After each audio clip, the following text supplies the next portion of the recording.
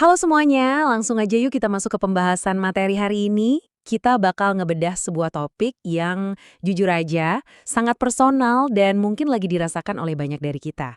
Adult friendship breakups atau gampangnya seni merelakan pertemanan. Pernah nggak sih kalian lagi asik scroll media sosial, terus tiba-tiba lihat update dari teman yang dulu tuh nempel banget sama kalian? Kemana-mana selalu bareng. Tapi entah kenapa, saat itu muncul kesadaran yang lumayan nampar. Kalian sama sekali udah nggak tahu apa kesibukan dia sekarang. Rasanya aneh banget kan? Seolah ada ruang kosong di tempat yang dulunya penuh tawa dan cerita. Nah, realitas yang sunyi inilah yang bakal kita kupas tuntas sekarang. Kalau kita perhatikan, ada kontras yang luar biasa menarik di sini. Mari kita bandingkan putus cinta dengan perpisahan pertemanan.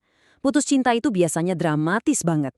Ada momen putusnya, ada tangis-tangisannya, dan yang paling penting, ada ritual sosialnya. Teman-teman kalian pasti bakal datang, ngasih dukungan, nawarin pundak buat nangis.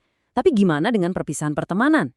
Proses ini tuh pelan banget, sunyi, nggak ada aba-aba sama sekali, dan sedihnya, seringkali nggak ada dukungan sosial untuk itu. Hubungan kalian memudar gitu aja, tanpa kejelasan.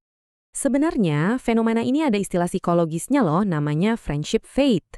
Ini adalah proses memudarnya pertemanan di usia dewasa secara perlahan, yang biasanya murni terjadi karena perubahan fase hidup.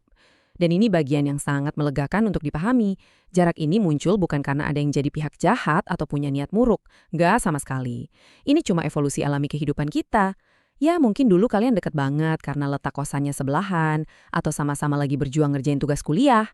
Tapi saat fase itu selesai dan kalian mulai punya jalur karir atau prioritas keluarga yang beda, wajar banget kalau pertemanannya udah nggak terasa sama lagi. Pemahaman tadi ngebawa kita ke inti emosional dari masalah ini. Kenapa sih kehilangan sahabat itu kadang rasanya lebih bikin bingung dan lebih nyesek daripada diputusin pacar? Jawabannya ada pada kata validasi. Beban paling berat dari berakhirnya pertemanan di usia dewasa adalah lingkungan masyarakat kita jarang banget ngasih pengakuan atau memvalidasi rasa kehilangan tersebut. Coba deh kalian pikirin, masyarakat kita tuh nggak punya ruang berkabung atau ritual duka khusus untuk persahabatan yang kandas. Akibat dari nggak adanya jaring pengaman sosial ini, emosi kita jadi berantakan. Kita mulai merasa kebingungan yang mendalam, merasa bersalah, dan ujung-ujungnya terus-terusan nyalahin diri sendiri. Kita mulai nebak-nebak, apa aku terlalu sibuk ya? Apa aku salah ngomong waktu itu? Apa aku teman yang seburuk itu? Padahal nyatanya kita cuma lagi ngehukum diri kita sendiri atas sebuah siklus alami yang memang wajar terjadi. Makanya ada satu poin super krusial yang perlu banget kita ingat dan resapi. Melepaskan pertemanan yang sudah nggak lagi selaras, itu adalah tindakan mencintai diri sendiri, bukan tindakan mengkhianati masa lalu. Ini pencerahan yang luar biasa loh, mengubah mindset kita. Dari yang tadinya merasa bersalah menjadi sebuah bentuk self-respect, itu adalah kunci utama buat ngelepasin beban emosional di dada kalian.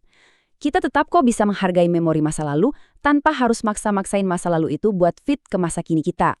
Oke, sekarang mari kita selami lebih dalam filosofi di balik ini yang sering disebut sebagai filosofi musim pertemanan. Konsep ini sebetulnya berakar dari kerangka Universal Inner Harmony. Dan tenang aja, di pembahasan video kita kali ini kita nggak bakal nampilin dokumen atau bacaan teori yang rumit-rumit. Kita cukup ambil esensi indahnya saja. Kerangka ini pada dasarnya melihat setiap orang yang mampir di hidup kita itu sebagai guru.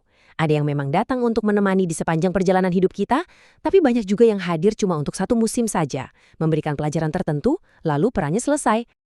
Kalau kita bedah, ada 3 prinsip utama yang bisa kita pegang. Pertama, kenali musim pertemanan itu sendiri. Sadari kalau setiap orang punya peran spesifik. Memaksakan pertemanan tetap sedekat dulu saat musimnya udah berganti, itu cuma bakal nyiptain gesekan yang menguras energi. Capek banget loh. Kedua, menghargai kenangan. Berterima kasihlah atas semua momen indah dulu, tanpa harus menjebak diri di dalam dinamika yang mungkin sekarang malah jadi toksik buat kalian berdua. Dan yang ketiga, harmoni batin. Kadang, ikhlas melepaskan itu adalah cara paling ampuh buat mencegah rasa dongkol atau resentment yang terpendam. Ini semua demi menjaga kedamaian pikiran kalian sendiri. Terus, apa langkah selanjutnya? Kita sekarang masuk ke tahapan tindakan psikologis untuk mulai memproses dan memulihkan rasa kehilangan ini. Yuk, kita lihat gimana langkah-langkah praktis ini bisa langsung kalian terapkan. Langkah pertama, validasi. Jangan tolak perasaan kalian. Akui aja ke diri sendiri kalau rasa sedih karena kehilangan sahabat itu nyata dan valid. Terus masuk ke langkah kedua, refleksi. Coba tanyakan pertanyaan sulit ini ke diri kalian. Apakah pertemanan ini masih ngasih ruang buat aku bertumbuh atau malah cuma nguras energiku aja? Jujurlah pada diri sendiri. Dan terakhir, penerimaan. Berhentilah mengejar. Kasih ruang buat teman kalian menjalani fase hidup barunya dan tarik kembali semua energi dan perhatian itu ke satu-satunya orang yang memegang kendali atas kebahagiaan kalian, yaitu diri kalian sendiri. Sebagai penutup eksplorasi materi kita hari ini, coba tanyakan hal ini ke dalam hati kalian. Masih mau pakai sepatu kekecilan?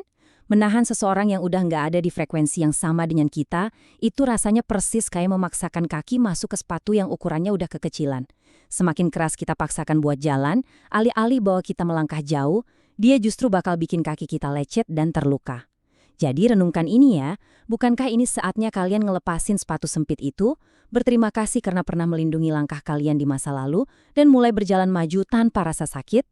Terima kasih udah ngobrol bareng di pembahasan materi kali ini, semoga pemahaman ini bisa ngebawa kedamaian yang kalian butuhkan. Sampai jumpa!